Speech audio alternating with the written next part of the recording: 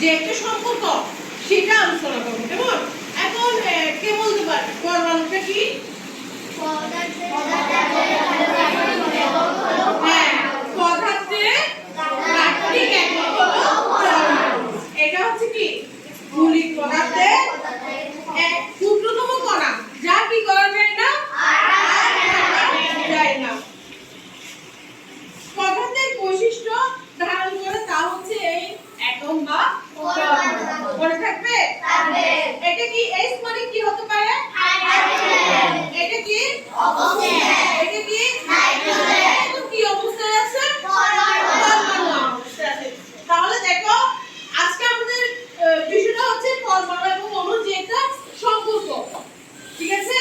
তাহলে এটা কি অবস্থায় আছে? পরমাণু। Hydrogen, oxygen, nitrogen. তাহলে এগুলো কি অবস্থায় আছে? অণু। হাইড্রোজেন অণু।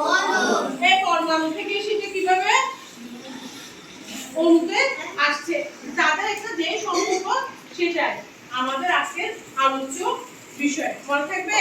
থাকবে। তাহলে দেখো যে পদার্থের অণুতে একই ধরনের পরমাণু পাওয়া যায় তাকে বলা হয় মৌলিক পদার্থ। আমরা একটা সংজ্ঞা পেলাম মৌলিক পদার্থ। মৌলিক পদার্থ কাকে বলে? যে পদার্থের অণুতে কি পাওয়া যায় একই ধরনের তাকে বলে মৌলিক পদার্থ। মনে থাকবে? কোন কোন মৌলের অণুতে একটি পরমাণু থাকে। কয়টি থাকে? একটি পরমাণু থাকে। যেমন সোডিয়াম। সোডিয়ামের আমরা প্রতীকটা লিখি। দেখো এটা কি সোডিয়াম। এটা কি সোডিয়াম। মনে থাকবে?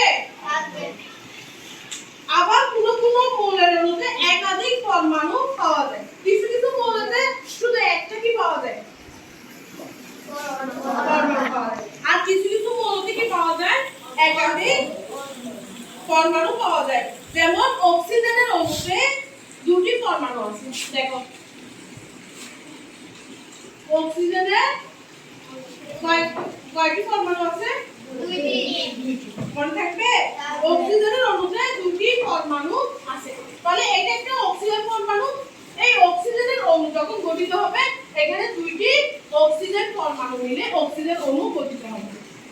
বুঝা গেছে? তাহলে পরমাণু কি, মৌলিক পদার্থ কি, এটা কিভাবে পরমাণু অণুতে যে একটা সম্পর্ক বুঝতে পারছো?